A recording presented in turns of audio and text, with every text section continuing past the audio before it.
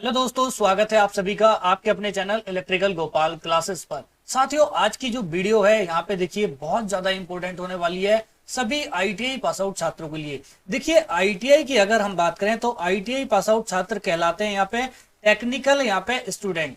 क्या कहलाते हैं? Technical student. देखिए पूरी वीडियो को कंप्लीट देखना है, बहुत बढ़िया इंफॉर्मेशन आपको यहाँ पे मिलने वाली है।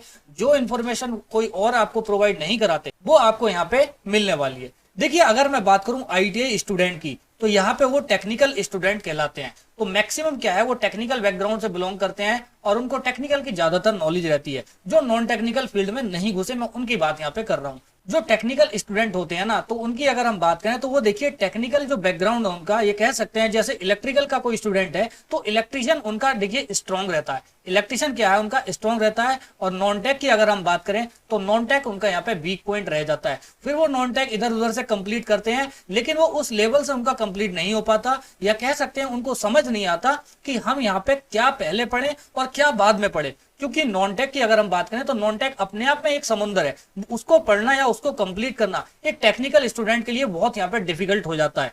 तो साथियों यहाँ पे उसी डिफिकल्टी को देखिए दूर करने के लिए मैं आपके लिए यहाँ पे एक जनरल अवेयरनेस कह सकते हैं या फिर जनरल नॉलेज कह सकते हैं, उसकी यहाँ पे एक सीरीज में आपके लिए चला रहा हूँ, जो कि यहाँ पे कह सकते हैं 6 से 7 मिनट की ये वीडियोस रहेंगी। और इन वीडियोस में 15 से 20 क्वेश्चन यहाँ पे पर डे में आपके लिए लेके आने वाला हूँ, जो कि most important only selected question है, जो कि डायरेक्टली आपको एग्जाम में देखने मिलने वाले हैं। आपको कोई बुक नहीं पढ़नी, कुछ एक्स्ट्रा पॉइंट नहीं पढ़ने, बस आपको कहीं भी चलते फिरते ये क्वेश्चन देख लेने हैं, जो कि मोस्ट इंपोर्टेंट है। और इसकी मैं आपको यहाँ पे देखिए पीडीएफ भी प्रोवाइड कराऊंगा अपने Telegram channel electrical Gopal classes पर। तो आप साथियों टेलीग्राम चैनल से जरूर ज्वाइन हो जाइए। तो टेक्निकल वाले जो स्टूडेंट है, अब देखिए आपका जो वीक पॉइंट है नॉन टेक्निकल, वो भी आपका यहाँ पे खत्म हो जाएगा। अभी ये सामान्य अध्ययन की क्लासेस हैं, इसके बाद में साथियों मैं यहाँ पे कंप्यूटर की भी एक ऐसी सीरीज चलाने वाला हूँ जो कि यहाँ पे आपके एग्जाम में बहुत ज्यादा हेल्प करने वाली है।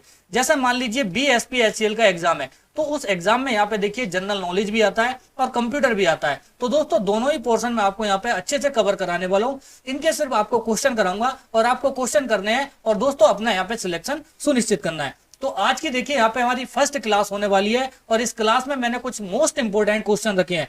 ये इंपोर्टेंट क्वेश्चन देखिए डायरेक्टली आपको एग्जाम में देखने मिलने वाले हैं। तो सबसे पहले दोस्तों पहला क्वेश्चन आप यहाँ पे देखेंगे, भारत में सबसे अधिक गेहूं उत्पादन जो राज्य है वो यहाँ पे कौन सा राज्य है? क्या वो यहाँ पे पंजाब, हरियाणा, उत्तर प्रदेश या फिर बिहार? देखिए गेहूं उत्पादन की अगर हम बात करें तो गेहूं उत्पादन सबसे ज्यादा उत्तर प्रदेश में यहाँ पे होता है। कह सकते हैं तो 30% है, 30 से 33 के आसपास वो पूरे देश का जो है उत्तर प्रदेश यहाँ पे गेहूं का प्रोडक्शन करता है। तो ये मोस्ट इंपोर्टेंट क्वेश्चन है, देखिए आपके एग्जाम में आने के मैक्सिमम चांसेस है। और यहाँ पे मैं आपको एक पॉइंट और बता देता हूँ, ये जो क्वेश्चन है ये किसी ना किसी एग्जाम में, प्रीवियस एग्जाम में पूछे गए क्वेश्चन है, इसलिए दोस्तों ये मोस्ट इंपोर्टेंट क्वेश्चन यहाँ पे हो जाते हैं।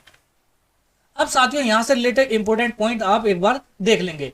उत्तर प्रदेश गेहूं उत्पादन में पहले नंबर पर आता है। देखिए पहले नंबर पे आता है, ये भी आपको याद रखना है, जो पूरे देश का करीब 32% गेहूं उत्पादन करता है। दूसरे नंबर पर मध्य प्रदेश आता है, जो कुल उत्पादन का 19% उत्पादन यहाँ पे मध्य प्रदेश करता है। देखिए पहले नंबर पे क्या है, उत्तर प्रदेश है, ठीक है, और दूसरे नंबर पे क्या है, यहाँ पे मध्य प्रदेश आपका हो जाता है। क्वेश्चन नंबर 2 साथियों आप यहाँ पे देखेंगे, एक पुर्तगाली खोजकर्ता वास्को डिगामा जिसका नाम था, उसने भारत में आने की समुद्री मार्ग की जो खोज की थी वो कौन से सन में की थी? ठीक है, किसने? वास्को डिगामा ने समुद्री मार्ग की जो खोज की थी वो यहाँ पे साथियों 1498 ईस्वी में की थी। 1498 ईस्वी में। ऑप्शन नंबर बी आपका यहाँ पे करेक्ट होगा। अब यहाँ पे देखिए वास्को डिगामा से रिलेटेड कुछ इंपॉर्टेंट पॉइंट्स मैंने यहाँ पे लगाए हैं, जो कि देखिए आपको समझने बेहद जरूरी है। जिस क्वेश्चन में लगता है कि आपको यहाँ पे समझाना है तो वहां पे साथियों मैंने इंपॉर्टेंट पॉइंट लगाए हैं, या जिस क्वेश्चन में लगता है कि यहाँ पे कोई आवश्यकता नहीं है तो वहां पे मैंने नहीं लगाए। तो आप यहाँ पे देख सकते हैं वास्को डिगामा 1498 ईस्वी में कालीकट जमोरिन के हिंदू शासक के शासनकाल के दौरान भारत आया था। ठीक है, कहाँ आया था? कालीकट। कब आया था? 1498 ईस्वी में। राजा कौन था? किंग जमोरिन यहाँ पे था। समुद्री मार्ग की खोज से कालीकट, कोचीन और कन्नानौर में व्यापारिक स्टेशनों की स्थापना यहाँ पे हुई थी। कहाँ पे? कालीकट, कोचीन और कन्नानौर में। अगला देखेंगे, कोचीन भारत में पुर्तगालियों की प्रथम राजधानी भी था। अगर पूछा जाए प्रश्न में कि पुर्तगालियों की प्रथम राजधानी कौन सी थी तो वो यहाँ पे कौन सी थी? कोचीन थी। कब थी ये? 1502 ईस्वी में। भारत में पुर्तगालियों का पहला गवर्नर फ्रांसिस्को अल्मोड़ा 1509 ईस्वी में था। कब, कौन सा था? फ्रांसिस्को डी अल्मोड़ा इसका नाम था। क्या नाम था? फ्रांसिस्को डी अल्मेडा इसका यहाँ पे नाम था। उन्होंने नीले पानी की नीति की शुरुआत की थी। The policy of blue water किसने स्टार्ट की थी? फ्रांसिस्को डी अल्मेडा ने। तो ये क्वेश्चन यहाँ पे इंपॉर्टेंट है। क्वेश्चन नंबर 3 यहाँ पे आप देखेंगे, भारत में ईस्ट इंडिया कंपनी की स्थापना कहाँ हुई थी? तो ये साथियों यहाँ पे कहाँ हुई थी? सूरत में हुई थी। और कब हुई थी? सन 1613 ईस्वी में हुई थी। किसके टाइम पे हुई थी? अकबर के टाइम पे हुई थी। किसके टाइम पे? अकबर के टाइम पे। ठीक है, यहाँ पे देखिए क्वेश्चन काफी इंपॉर्टेंट है। आरबीआई का क्वेश्चन है, आरबीआई के प्रथम भारतीय गवर्नर यहाँ पे कौन थे? तो ये यहाँ पे थे सी.डी. देशमुख। सी.डी. देशमुख। ठीक है, ऑप्शन नंबर यहाँ पे देखिए बी जो है आपका करेक्ट होगा। क्वेश्चन नंबर 5 है, आप यहाँ पे देखेंगे, भारत में फ्रांसीसी उपनिवेश की राजधानी क्या थी? ठीक है, भारत में फ्रांसीसी उपनिवेश की बात की गई है। किसकी? फ्रांस की। यानी कि जो फ्रेंच थे यहाँ पे, भारत के अंदर जो फ्रेंच थे, ठीक है, उनकी राजधानी यहाँ पे कौन सी थी? वो कौन सी जगह अपना डेरा डाल के बैठे थे? तो ये बैठे थे यहाँ पे पांडिचेरी में। कहाँ पे बैठे थे? पांडिचेरी। पांडिचेरी किसकी राजधानी थी? ये फ्रेंच की यहाँ पे राजधानी थी। तो ऑप्शन नंबर ए यहाँ पे साथियों करेक्ट होगा। अगला क्वेश्चन देखेंगे, ईस्ट इंडिया कंपनी की स्थापना के समय भारत का शासक कौन था? ठीक है, जब ईस्ट इंडिया कंपनी की शुरुआत हुई थी उस टाइम भारत का जो शासक था वो अकबर का शासन यहाँ पे चल रहा था। कौन आया था? देखिए मैं आपको बताऊं, विलियम हॉकिंग्स आया था। हॉकिंग्स। ठीक है, विलियम हॉकिंग्स कहाँ आया था? अकबर के दरबार में आया था। कब आया था? सन 1608 में। क्या करने आए थे भाई? ये फैक्ट्री लगाने की परमिशन लेने आए थे कि साहब हम यहाँ पे आपके देश में फैक्ट्री लगा लें या नहीं लगा लें। तो अकबर क्या है, विलियम हॉकिंग्स से बहुत खुश हुआ। इसने क्या है, विलियम हॉकिंग्स को परमिशन दे दी कि भाई तुम अपनी फैक्ट्री यहाँ पे लगा सकते हो। तो विलियम हॉकिंग्स से सन 1613 में, और कहाँ पे? सूरत में।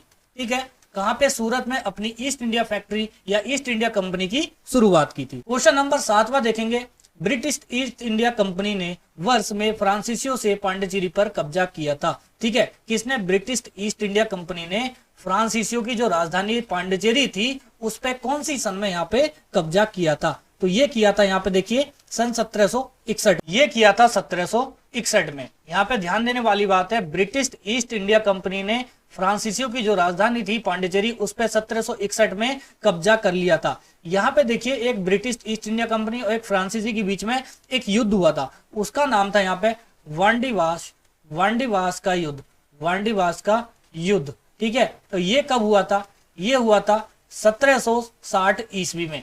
कब हुआ था? 1760 ईस्वी में, जिसमें कि यहाँ पे जो ब्रिटिशर थे ये यहाँ पे जीत गए थे और फ्रांसीसी यहाँ पे हार गए थे। तो 1761 में पांडिचेरी जो इनकी राजधानी थी उस पे यहाँ पे देखिए ब्रिटिश ईस्ट इंडिया कंपनी ने कब्जा कर लिया था।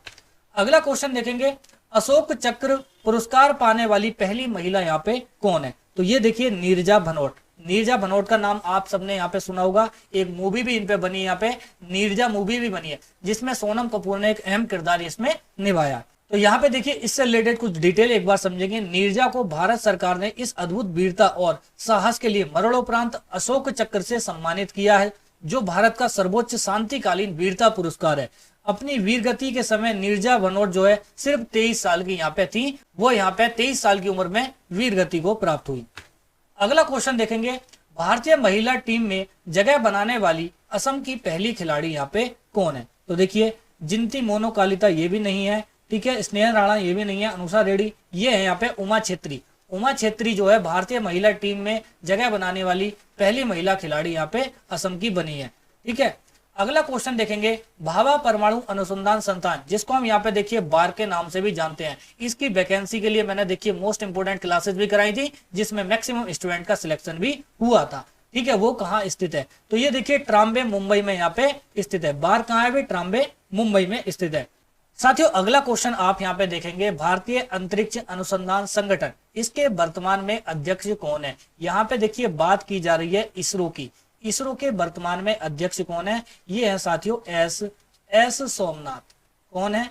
एस सोमनाथ। इसरो की स्थापना कब हुई थी? 15 अगस्त 1969 को यहाँ पे इसरो की स्थापना हुई थी। अगला क्वेश्चन देखेंगे, निम्नलिखित में से कौन सा राज्य 7 बहनों का सदस्य है? देखिए पश्चिम बंगाल नहीं है, दिल्ली नहीं है, बिहार भी नहीं है, ये है यहाँ पे त्रिपुरा। अब यहाँ पे देखिए जो 7 बहनें हैं, 7 सिस्टर्स के नाम से जिन राज्यों को हम यहाँ पे जानते हैं, उन राज्यों के जो नाम यहाँ पे दिए गए हैं, देखिए सबसे पहला आता है असम, दूसरा अरुणाचल प्रदेश, नागालैंड, मणिपुर, त्रिपुरा, मेघालय और यहाँ पे मिजोरम। ये यहाँ पे 7 सिस्टर के राज्य है। क्वेश्चन नंबर 13 देखेंगे, निम्नलिखित में से कौन सा त्योहार राजस्थान से जुड़ा है? देखिए गुड़ी पड़वा भी राजस्थान से नहीं चला, बोनालू बथुकम्मा ये अलग है, ठीक है, माथो नारंग ये भी अलग है, लेकिन जो बूंदी उत्सव है ये यहाँ पे किससे, राजस्थान से जुड़ा है।